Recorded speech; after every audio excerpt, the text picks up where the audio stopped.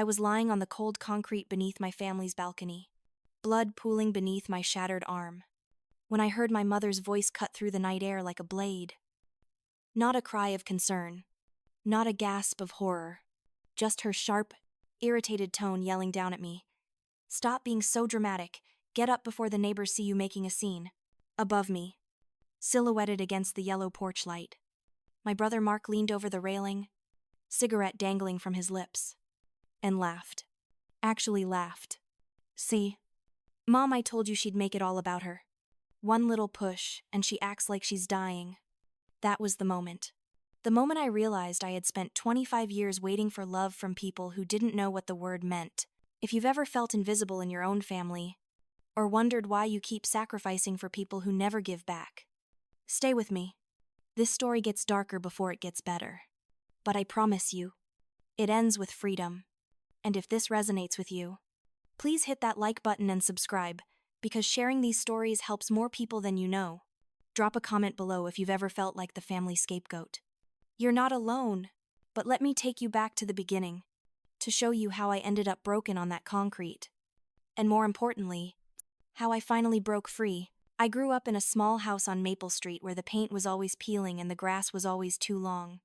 My father left when I was 3, and after that, it was just me, my mother Susan, and my older brother Mark. People always said we were close. They saw us at church every Sunday, saw my mother's practiced smile, heard her talk about her precious children. They didn't see what happened when the doors closed. From the time I was old enough to understand money, I understood that I was the problem. Not because anyone sat me down and explained it, but because every bill, every expense, every financial stress was somehow traced back to me. If I didn't have to pay for your school supplies, if I didn't have to feed you, if you weren't so expensive, the words became a soundtrack to my childhood. Mark was different. Mark was the golden child, the one who could do no wrong, even when he was doing everything wrong. He dropped out of college after 1 semester, came home, and never left. For 7 years, he lived in that house, without paying a dime in rent, without holding down a job for more than a few months, spending his days smoking on the balcony and his nights drinking with friends who were just as directionless as he was. And me, I worked. God, did I work? I started babysitting at 12, got a job at a grocery store at 16, and by the time I was 22, I was working 40-hour weeks at Dan's Coffee House while taking online courses to finish my degree. Every paycheck, like clockwork. My mother had her hand out. "Just until Mark finds something stable," she'd say. "Just to cover the electric bill. Just to help with groceries. Just. 1,000 little justs that added up to me having nothing. The worst part wasn't the money. Money I could earn back. The worst part was the slow, creeping realization that my family didn't actually like me. They needed me. Sure, they needed my paychecks and my labor and my willingness to absorb their bad moods, but like me, respect me, love me, those were reserved for Mark, the unemployed 30-year-old who contributed nothing but sarcasm and smoke stains on the ceiling. I remember the exact moment I first felt it. Really felt it. I was 19, and I'd just gotten a small promotion at the coffee shop. Nothing huge. Just a shift supervisor position with a modest raise. I came home excited, thinking maybe, just maybe, they'd be proud. I walked into the kitchen where my mother was making dinner, and Mark was scrolling through his phone at the table. "I got promoted," I announced, unable to keep the smile off my face. My mother barely looked up from the pot she was stirring. "That's nice. Does it come with more money?" "Yeah. About 50 cents more an hour." "Good. The water bill was higher this month. You can cover the difference." Mark snorted. 50 whole cents. Watch out. World. Ellie's moving up. I felt the smile die on my face. "No congratulations. No, we're proud of you." Just a mental calculation of how much more they could take from me. I went to my room that night and cried into my pillow. But quietly, because showing emotion in that house was seen as weakness, as attention-seeking, as being dramatic. The pattern continued for years. I paid for the new refrigerator when the old one broke. I covered Mark's car insurance because he needs to be able to get to job interviews. I bought the groceries every week, while Mark bought beer and cigarettes with the money my mother slipped him from her purse. I repainted the living room, fixed the leaky sink, and replaced the broken tiles in the bathroom. My name was on half the furniture in that house. On the TV. On the laptop they both used. On the dishes we ate from. I had receipts for everything, filed away in a folder in my room, though I didn't know yet why I was keeping them. And through it all, they made sure I knew I was lesser. When I brought home good grades, Mark called me a nerd, and my mother said education was nice and all, but it doesn't put food on the table. When I worked long hours, they accused me of avoiding family time. When I was home, I was expected to cook, clean, and serve. I was 25 years old, paying the majority of the bills, and I still had to ask permission to have friends over. The worst nights were the ones where they'd gang up on me. I'd come home exhausted from a double shift, desperate for just a few hours of peace. And Mark would start. He had this way of picking at every insecurity I had, every vulnerability I'd ever shown, my weight, my lack of a boyfriend, my boring job, my pathetic attempts to better myself, and my mother would laugh. She'd actually laugh, like it was the funniest thing in the world to watch her son tear apart her daughter. "You're too sensitive," she'd say when I'd finally snap back or leave the room in tears. "Learn to take a joke.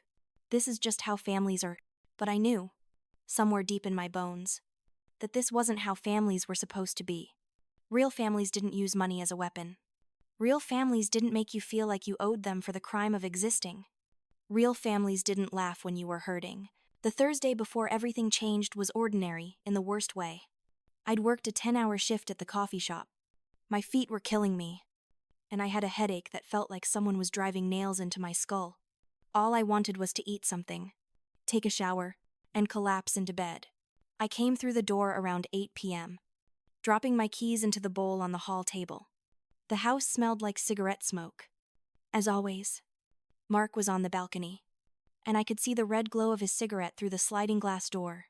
I went to the kitchen, hoping there might be leftovers, but the fridge was nearly empty. My mother was at the table, flipping through a magazine. "There's no food," I said, trying to keep the exhaustion out of my voice. "I know. I didn't get to the store. You'll have to go." "Mom, I just worked 10 hours. Can't Mark go?" "Mark's busy." I glanced at the balcony where Mark was very clearly not busy, just smoking and staring at his phone. "Busy doing what?" "Don't start with me, Ellie. Just go to the store." Something in me snapped. Just a little. Just enough to say, "No." My mother's head shot up. "Excuse me. No. I'm not going to the store. I'm tired. I'm hungry. And Mark has done literally nothing all day. He can go." That's when Mark came in from the balcony, smoke trailing behind him. "Did I hear my name?" "Your sister thinks she's too important to help out around here," my mother said, her voice dripping with disdain. Mark leaned against the doorframe, that infuriating smirk on his face. "Of course she does. She makes minimum wage serving coffee and thinks she's better than everyone." "I don't think I'm better than everyone. I just think it's ridiculous that I'm the only one who does anything around here." "Oh, here we go," Mark said, taking a long drag from his cigarette.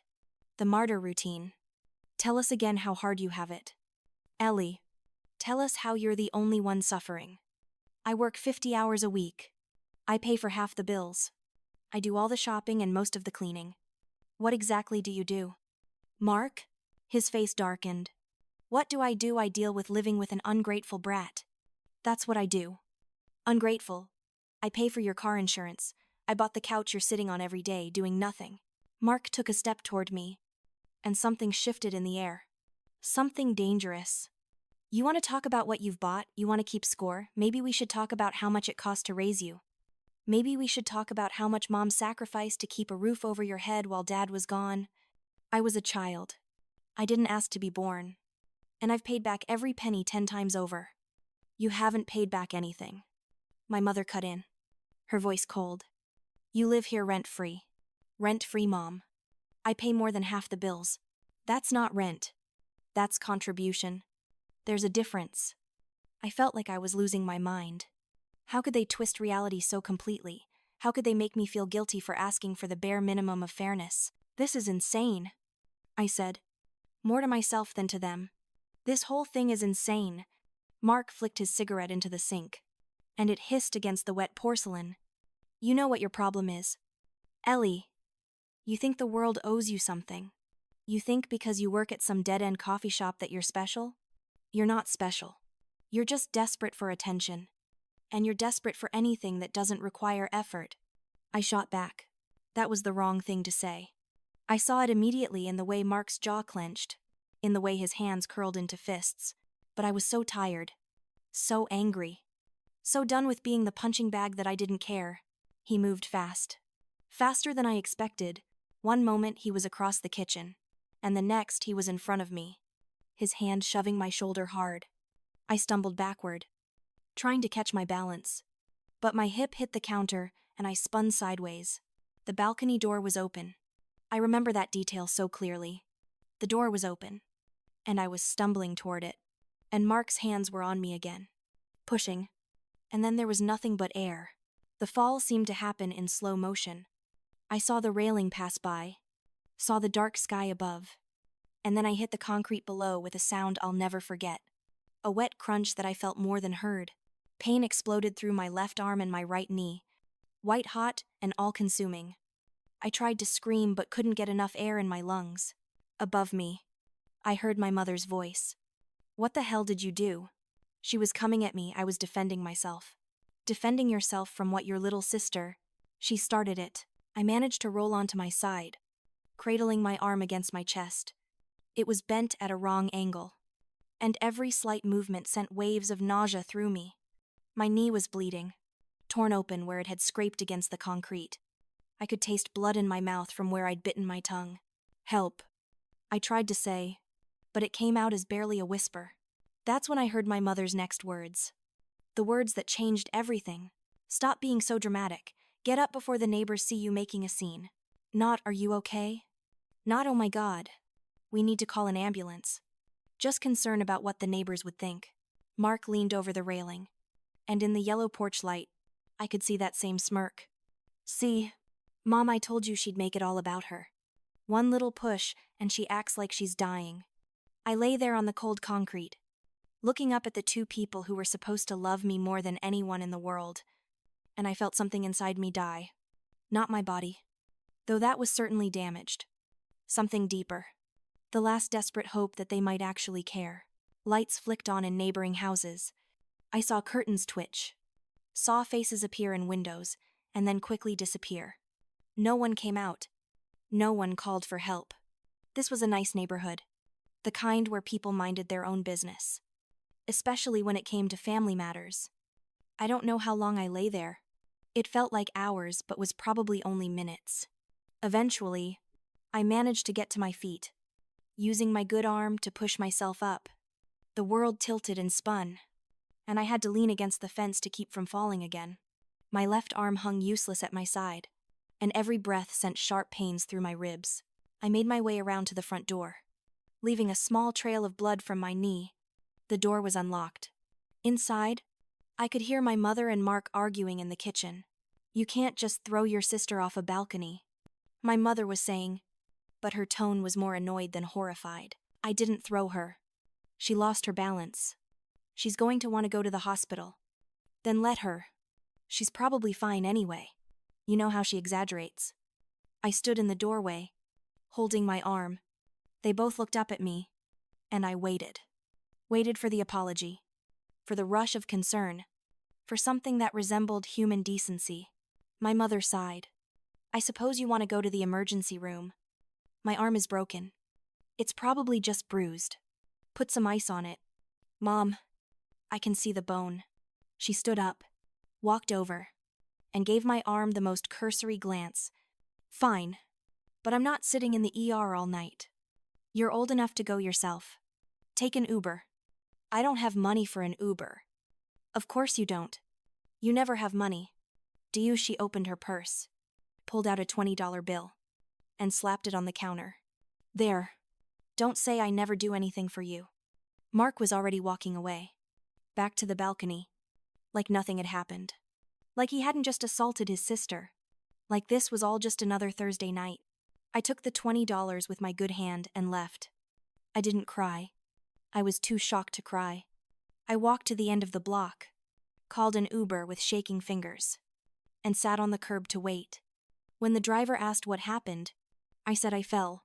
It was easier than the truth. The emergency room was bright and cold and full of waiting people with their own crises. I sat in a plastic chair for 3 hours before a doctor finally saw me. X-rays confirmed what I already knew. My arm was broken in 2 places. They gave me a temporary splint and a prescription for painkillers I couldn't afford, and sent me home with instructions to follow up with an orthopedic surgeon. It was past midnight when I got back to the house. The lights were all off. I let myself in quietly and went straight to my room. My arm throbbed. My knee was still bleeding through the bandage they'd wrapped around it, and every part of me hurt. But the physical pain was almost a relief. It was concrete, real, something I could point to and say, "This is wrong." I lay in bed staring at the ceiling, and that's when the clarity came, sharp and bright and undeniable. This wasn't normal. This wasn't how families treated each other. This wasn't love or even basic human decency. This was abuse, plain and simple. And I had been so deep in it for so long that I'd almost convinced myself it was normal. My mother had always said I was too sensitive, too emotional, too dramatic. She'd made me doubt my own reactions to the point where I questioned whether things were really as bad as they felt. But you can't gaslight a broken arm. You can't convince someone that being pushed off a balcony and then mocked for it is normal family behavior. I pulled out my phone with my good hand and started researching. Domestic violence, financial abuse, emotional manipulation, gaslighting, scapegoating. Every article I read felt like someone had written it specifically about my life. Every checklist, every warning sign, every victim testimony mirrored my own experience so closely it was frightening. The next day, I called in sick to work. Dan, my boss, was understanding as always. "Take care of yourself, Ellie," he said. "We'll manage without you for a few days." But I wasn't taking care of myself. I was planning. For the first time in my life, I was thinking strategically about my situation instead of just surviving it. I made lists. I took inventory of everything I'd bought for the house, every receipt I'd kept. I researched tenant rights. Even though I wasn't technically a tenant, I looked into domestic violence resources, restraining orders, and legal recourse for assault. And then I had an idea. A risky idea, but one that might actually work. That evening, I set my phone to record and placed it under the table during dinner. My mother had made pasta, using ingredients I'd bought, and we sat down to eat like we did every night. Like nothing had happened, like my arm wasn't in a splint. Like there wasn't a dark bruise blooming across my face where I'd hit the concrete. "How's the arm?" Mark asked, his tone almost friendly. "Broken in 2 places," I said flatly. "Ouch. That sucks." My mother passed the bread basket. "You're being overly dramatic about this. Ellie, people fall all the time." "I didn't fall. I was pushed." Mark's fork paused halfway to his mouth. "I barely touched you. You lost your balance because you were throwing a tantrum." "A tantrum? That's what you're calling it." "That's what it was," my mother chimed in. "You were being hysterical about going to the grocery store. Mark tried to calm you down and you made a scene." I felt rage building in my chest. But I kept my voice steady. Mark shoved me off the balcony. They both laughed. Actually laughed. My mother's high-pitched giggle mixed with Mark's deeper chuckle, and the sound of it made my skin crawl. "Oh, please," my mother said, wiping her eyes. "If Mark had actually pushed you, you'd be dead. You're so desperate for attention, you'll twist anything into a tragedy." "I have a broken arm, and I'm sure the doctors were very sympathetic to your sob story," Mark said. "Did you tell them your mean brother pushed you? Did they give you a lollipop and a pat on the head?" "They documented the injury. They wrote down how it happened. They wrote down what you told them," my mother corrected, which I'm sure was very embellished and dramatic. I took a bite of pasta, chewing slowly, letting them dig themselves deeper. They had no idea they were being recorded. No idea that every dismissive word, every mocking laugh, Every gaslighting attempt was being captured in crystal clear audio. You know what your problem is, Mark continued, warming to his subject. You've never been able to take a joke. Everything is always so serious with you. Remember when we used to call you Porky in high school? You acted like we'd stabbed you. It was just a nickname. It was cruel. It was funny. And accurate. You were a chunky kid. My mother nodded. You were sensitive about it. But Mark was just teasing. Brothers do that. Brothers don't push their sisters off balconies. Oh my God. You're still on that. Mark threw his hands up in exasperation. I gave you a little push. You turned it into a federal case. If I had really wanted to hurt you, trust me, you'd know it. That's comforting. I'm just saying, stop playing the victim. You slipped. I tried to catch you and you pulled away.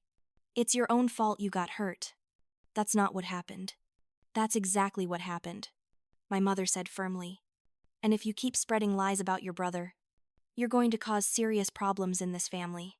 People don't like liars. Ellie.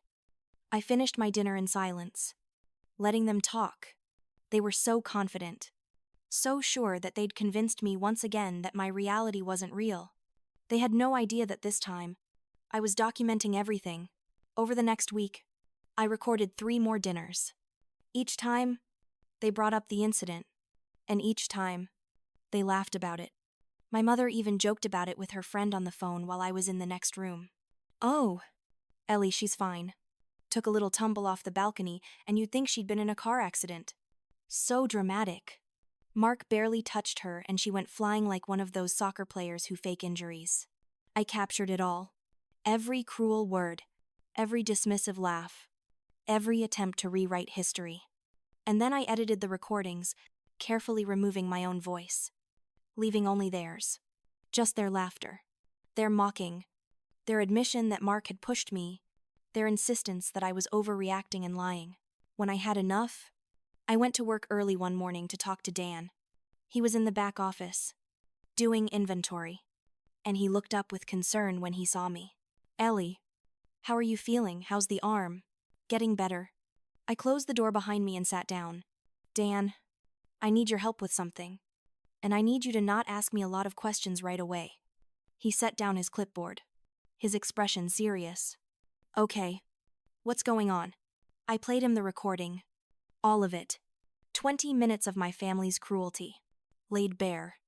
I watched his face go from curious to confused to horrified.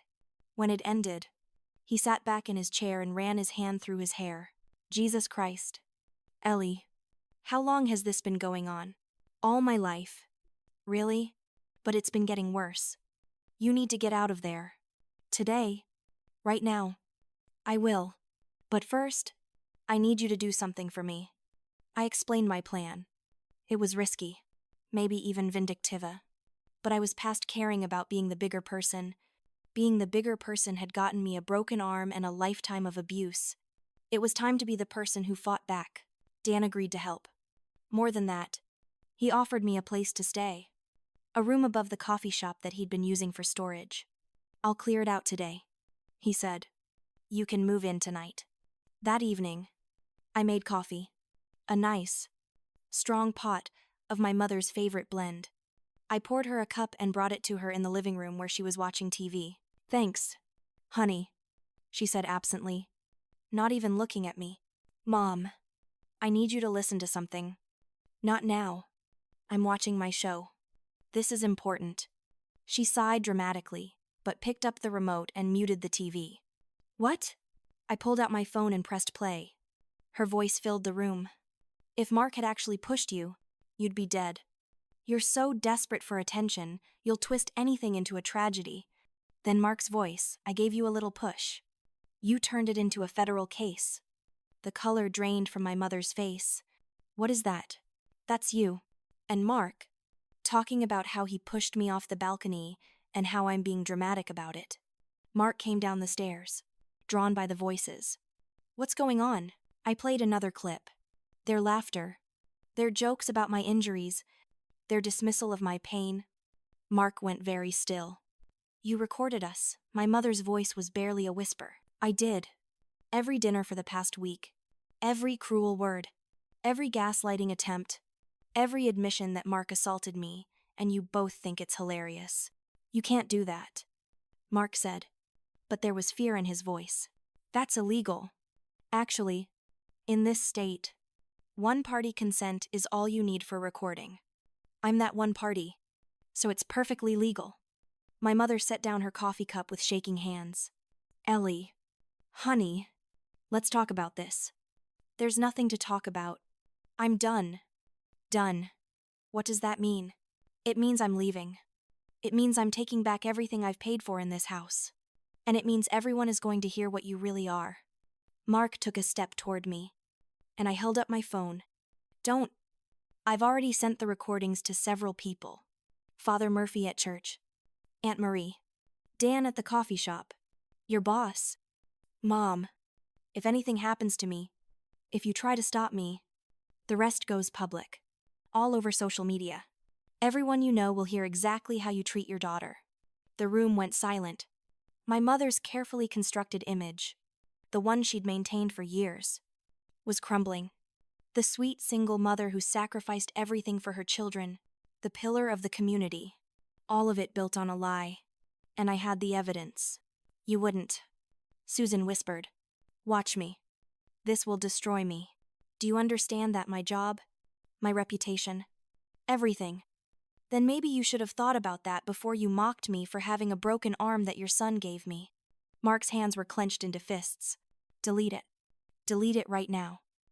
No. I swear to God.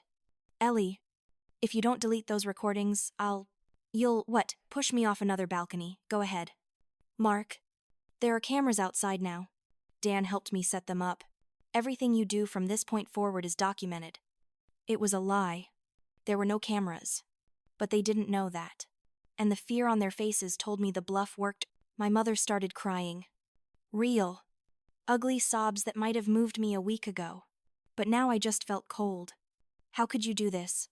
I'm your mother. You stopped being my mother a long time ago. You became my landlord. My boss. My bully. But never my mother. I picked up my bag. The one I'd packed earlier and hidden by the door. I'll be back for my things. The furniture with my name on it. The TV. The laptop. All the things I actually paid for. You have 3 days to make arrangements. You can't take those things, Mark protested. I have receipts for everything. If you want to argue about it, we can do it in court. I'm sure a judge would love to hear these recordings. I walked to the door, and my mother called after me. Ellie, please. We can work this out. We can go to family therapy. I paused with my hand on the doorknob. You want to know what the saddest part is? I would have forgiven anything if you'd just apologized. If you'd shown even a moment of genuine remorse. But you didn't. You laughed. So now we're done. You're going to regret this, Mark shouted. I regret spending 25 years in this house. I won't regret leaving it. I walked out and didn't look back. Behind me, I could hear my mother's wails and Mark's curses, but they faded as I walked down the street toward Dan's coffee shop. Toward my new life. Toward freedom. The next few days were chaos. My phone exploded with messages and calls. Voicemails from my mother, ranging from apologetic to threatening. Texts from Mark calling me every name in the book. Even some messages from church members and relatives who'd heard the recordings, some supportive, most asking what was really going on. A few telling me I should forgive family no matter what. I blocked most of them. The only people I responded to were Aunt Marie, who'd always been kind to me, and Father Murphy, who called to tell me that my mother had been quietly asked to step down from her position on the church council. I can't condone what I heard on those recordings, he said gently. But I want you to know that the church is here for you. Ellie, for counseling, for support, for whatever you need. Dan was true to his word. The room above the coffee shop was small but clean, with a bed, a dresser, and a tiny bathroom. The smell of fresh coffee wafted up through the floorboards every morning. It was the first place I'd ever lived that felt safe. 3 days after I left, I went back to the house with Dan and his husband as witnesses. My mother answered the door looking haggard, 10 years older than she had been a week ago. I'm here for my things, I said. She didn't argue, didn't even speak. just opened the door wider and stepped aside. Mark wasn't home, which was probably for the best. We loaded the TV, the laptop, my clothes, and several pieces of furniture into Dan's truck. Every item had my name on the receipt, copies of which I'd brought along just in case. As we were loading the last box, Susan spoke from the doorway. "I hope you're happy." "I'm not happy, but I'm free. And that's better." "You've ruined everything." "No. Mom, you ruined everything." I just stopped pretending it was okay. She wiped her eyes. "What am I supposed to tell people?" "Tell them the truth. Or don't. I don't really care anymore." That was the last time I saw her. Mark tried to contact me a few times, alternating between apologetic messages and threatening ones, but I forwarded them all to my new friend, Detective Isabella Reyes. I'd met Detective Reyes after I'd filed a police report about the assault. I'd been nervous, afraid I wouldn't be believed, afraid it would be written off as a family squabble. But Isabella had listened carefully to my story, examined the medical records from the emergency room, and listened to the recordings. She looked at me with kind but serious eyes and said, "This is assault, and I'm going to make sure he's held accountable." The case moved slowly, as legal things do, but it moved forward. Mark was charged with assault. My mother tried to defend him, tried to paint me as the aggressor, but the evidence was too strong. The recordings, the medical records, the witness statements from neighbors who admitted they'd heard arguments before, all of it painted a clear picture. The trial was surreal. Sitting in that courtroom, listening to lawyers talk about my life, my family, my pain, felt like being in someone else's story. But when it came time to testify, I found my voice was steady. I told the truth, simply and clearly. No embellishment needed. The facts were damning enough. Mark was convicted. The sentence wasn't as harsh as I'd hoped, but it was something: probation, community service, mandated anger management classes, and a restraining order that meant he couldn't come near me. My mother sat in the gallery and sobbed, but I felt nothing. The woman who raised me had died long ago, replaced by this stranger who valued her son's comfort over her daughter's safety. The aftermath of the trial brought unexpected changes. My mother lost her job, apparently. Her employer found the recordings and decided they didn't want someone with such poor judgment working for them. She had to sell the house, downsizing to a small apartment. Mark moved in with a friend, his relationship with our mother strained by the fact that his actions had consequences for her too. I should have felt triumphant. I'd wanted them to face repercussions for their actions. And they had. But mostly I just felt tired. Tired and oddly empty. Like I'd been carrying such a heavy weight for so long that without it, I didn't quite know how to walk. Dan noticed. Of course. He had a way of seeing things without being told. One slow afternoon at the coffee shop, he cornered me during my break. "You're not okay," he said. It wasn't a question. "I'm fine. Ellie, you got justice. You got free. But you're not okay. And that's okay too." I felt tears prick my eyes. I thought I'd feel better. I thought once they couldn't hurt me anymore, I'd feel happy. Healing isn't instant. You spent your whole life in survival mode. Now you have to learn how to actually live. I don't know how. Then we'll figure it out together. First step therapy. Real therapy. With a professional. I know someone who specializes in family trauma. You want me to call them? I nodded, not trusting my voice. The first few therapy sessions were brutal. Dr. Sarah Chen was kind but direct, and she didn't let me minimize or excuse the abuse I'd suffered. She made me say the words out loud. My family abused me. My mother enabled my brother's violence. I was not responsible for their choices. Each statement felt like pulling broken glass from a wound. But healing doesn't happen overnight. And it sure as hell doesn't happen in a straight line. It comes in waves. In tiny victories that feel monumental and setbacks that feel catastrophic. Some days I'd wake up feeling strong, like I'd finally figured out who I was without them. Other days I'd find myself spiraling, convinced I'd made a terrible mistake, that I'd destroyed my family over nothing, that maybe I really was too sensitive after all. Dr. Chen became my anchor during those storms. She had this way of cutting through my self-doubt with surgical precision. When I'd say things like, maybe I overreacted, she'd pull out her notes from our first session and read back to me the things I'd told her. The physical abuse, the financial exploitation, the constant degradation. And she'd ask, very calmly, does that sound like overreacting to you? It didn't. But unlearning 25 years of gaslighting takes time. I learned about boundaries in therapy. Really learned what they meant. Not the vague concept I'd heard thrown around, but the practical, day-to-day application of them. I learned that saying no without explaining myself wasn't rude. It was healthy. I learned that I didn't owe anyone access to me just because we shared DNA. I learned that being kind didn't mean being available for abuse. I learned that love, real love, should never require you to set yourself on fire to keep someone else warm. The difference between being kind and being a doormat became crystal clear. Kindness has boundaries. Kindness protects itself. Kindness knows when to walk away. A doormat just lies there and takes it, believing that's what good people do. I'd been a doormat for so long, I'd forgotten what it felt like to stand upright. Doctor Chen gave me homework assignments that felt impossible at first. This week, I want you to buy something for yourself. Something you want but don't need. And I don't want you to justify it to anyone, including yourself. I bought a leather journal. Expensive and completely impractical.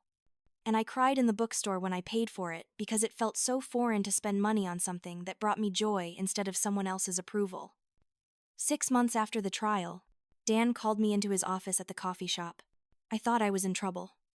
Old habits die hard. Instead, he offered me a position managing his new location across town.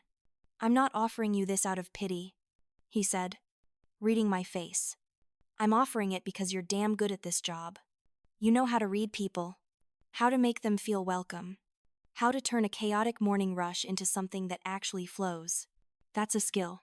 Ellie, a real one, and I need someone I can trust. I almost said no, almost told him I wasn't ready, wasn't good enough. I wasn't capable of that much responsibility. But then I heard Dr.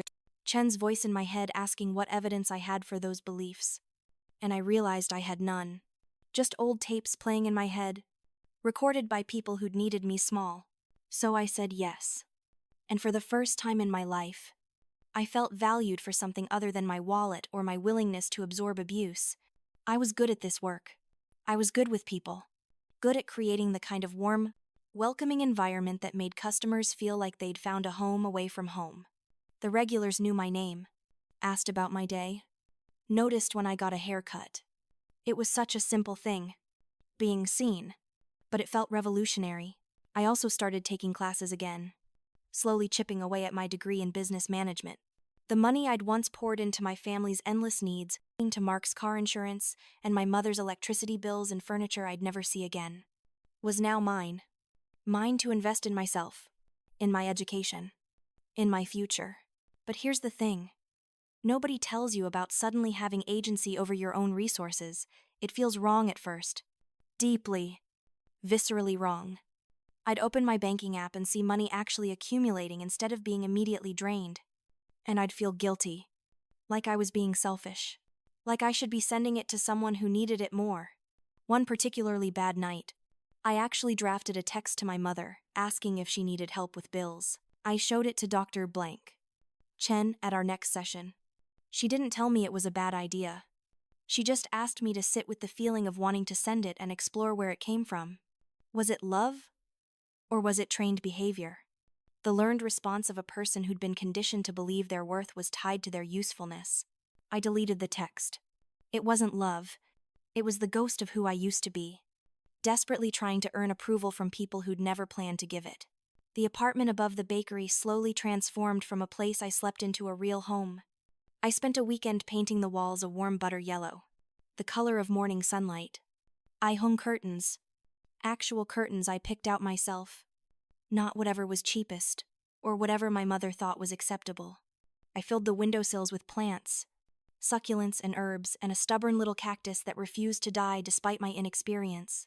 I bought books, so many books, and built a small shelf to hold them.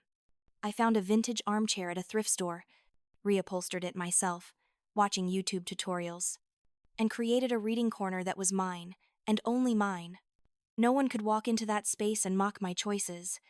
No one could tell me the yellow was too bright or the curtains were too expensive or the books were a waste of money. No one could demand I share it or give it up or feel guilty for having it. It was mine. That security, that fundamental right to have things that were just for me, felt more valuable than anything I'd ever owned. Dating felt like learning to walk again after a long illness. I went on a few awkward coffee dates that went nowhere. And that was okay. I was learning what I liked, what I didn't, what felt safe, and what raised red flags. Years of being told I was too dramatic, too sensitive, too much had left me gun-shy about letting anyone see the real me. What if they agreed with my family? What if I really was impossible to love? Then I met James at a bookstore on a rainy Tuesday afternoon. We both reached for the same book, a battered copy of East of Eden, and our hands touched. He immediately pulled back, apologizing, and something about the genuine embarrassment in his face made me smile. We got to talking about Steinbeck, then about books in general, and before I knew it, 2 hours had passed. He asked for my number.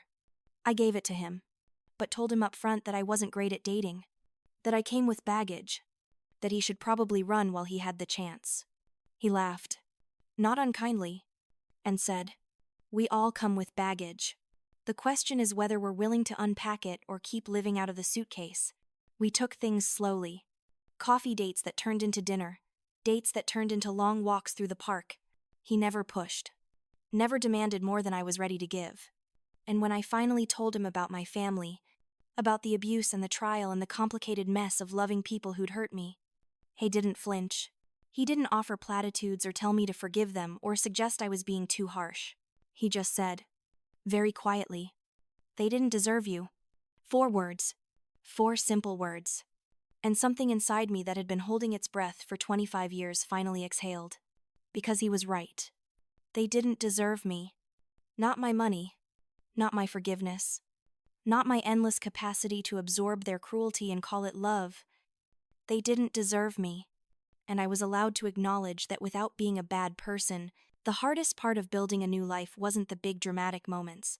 It was the small, seemingly insignificant ones that caught me off guard. The first Thanksgiving after I left, I woke up and had nowhere to go. No toxic family dinner to endure, but also no tradition to replace it with. I spent the morning crying over a bowl of cereal, feeling pathetic and alone. Dan called around noon. "Get dressed. You're coming to our place for dinner." "I don't want to impose." "Ellie, you're not imposing. We want you here. That's what family does." And I realized he was right. Not about my biological family, but about the family I was building. The one that chose me just as much as I chose them. I spent that Thanksgiving with Dan and his husband Marcus, their 2 kids, and a random collection of friends and strays who'd become part of their chosen family over the years. It was chaotic and loud and nothing like the silent, tense dinners of my childhood. It was perfect. My first birthday after leaving was strange in a different way. No gift from my mother. Carefully selected to remind me of my flaws wrapped in false affection. No card signed love. Mom that felt more like an obligation than a sentiment. Just a small celebration at the coffee shop with coworkers who'd become friends. A homemade cake from the bakery downstairs. And genuine affection from people who liked me for who I actually was. Mother's Day hit harder than I expected. I saw all the posts on social media.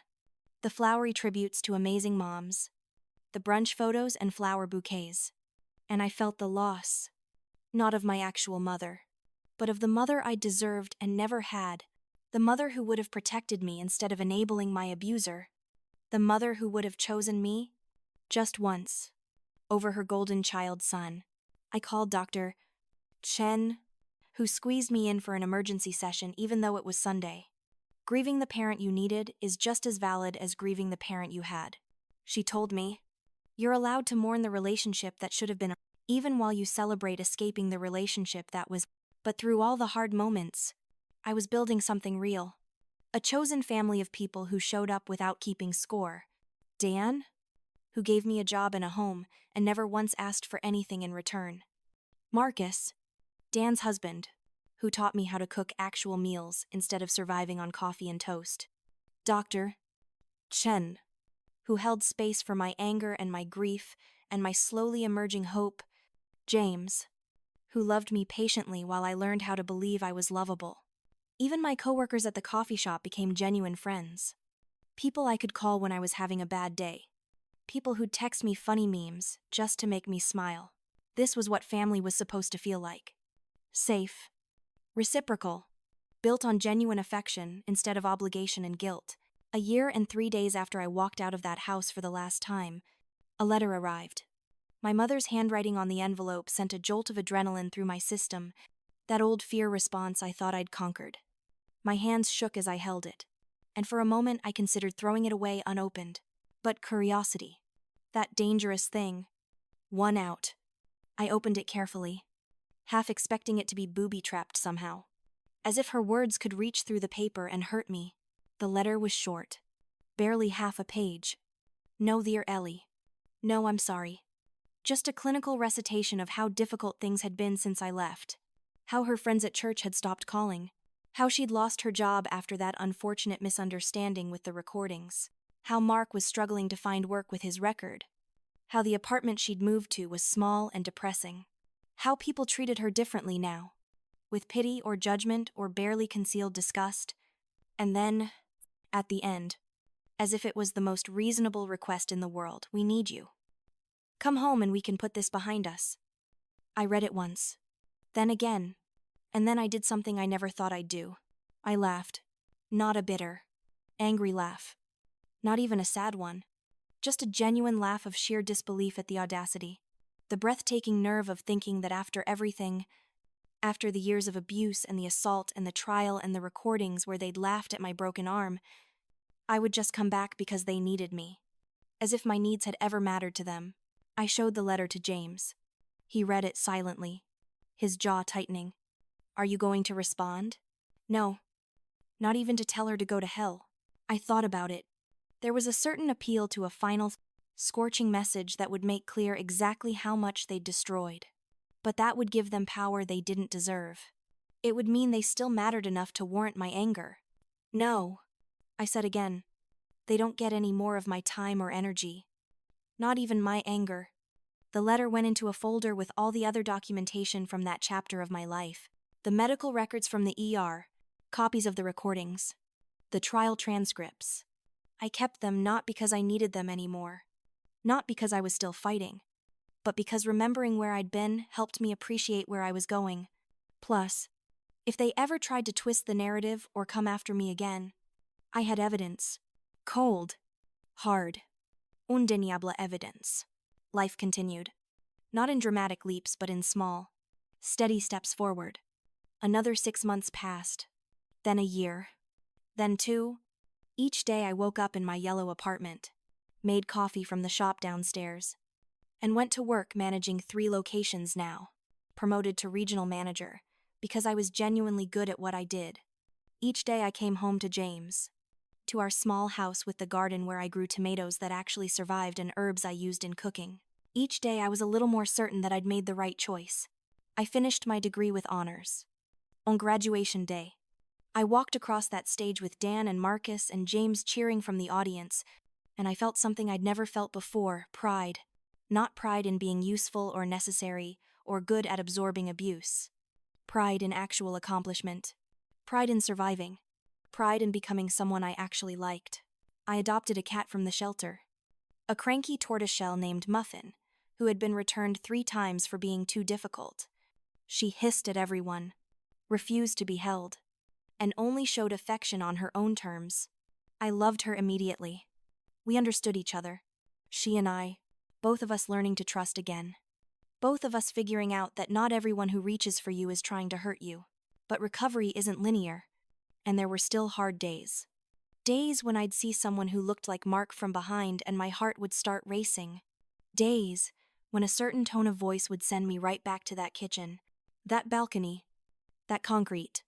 Days when I'd have nightmares so vivid I'd wake up convinced I was still trapped in that house, still small and powerless and desperate for approval that would never come.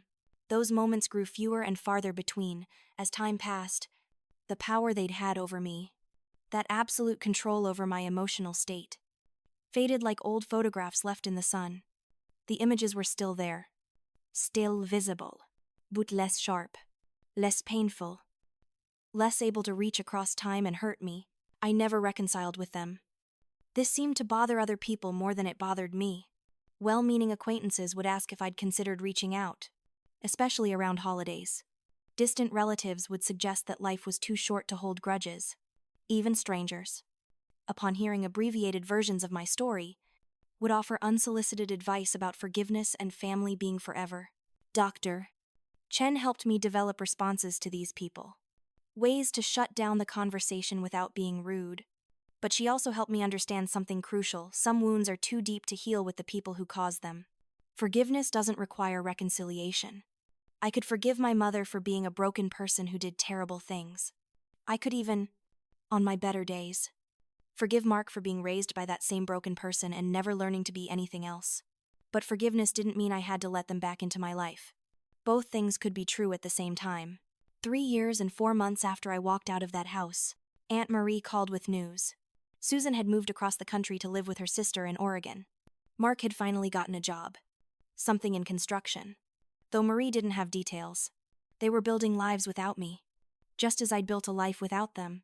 I waited for some big emotional response, some surge of feeling that would tell me what this news meant. But nothing came. No relief that they'd moved on. No anger that they were fine without me. No sadness that we'd never be a real family.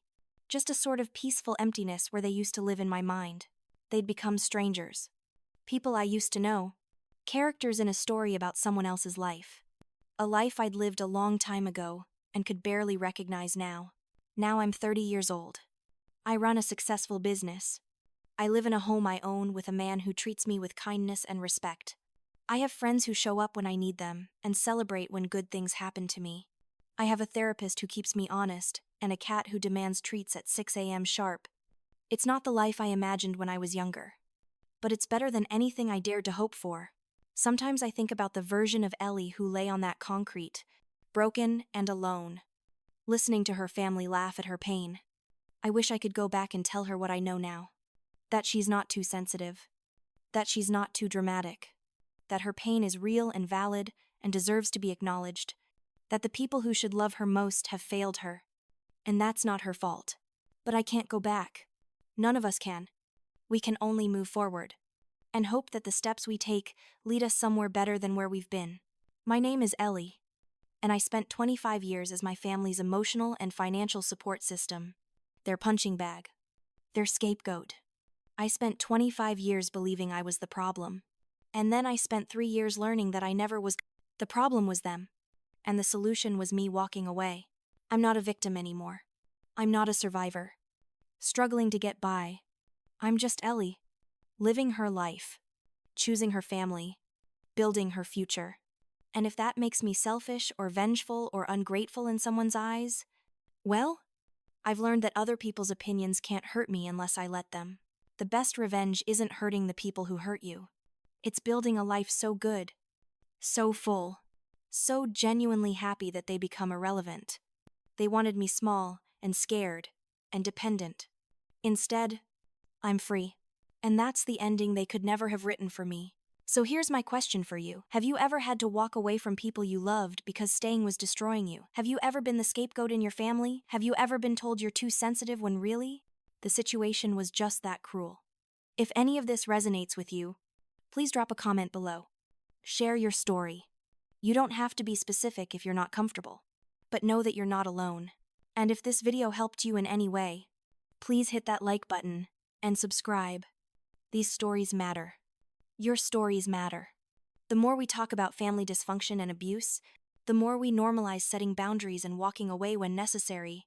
You are not obligated to maintain relationships that harm you, no matter who they are.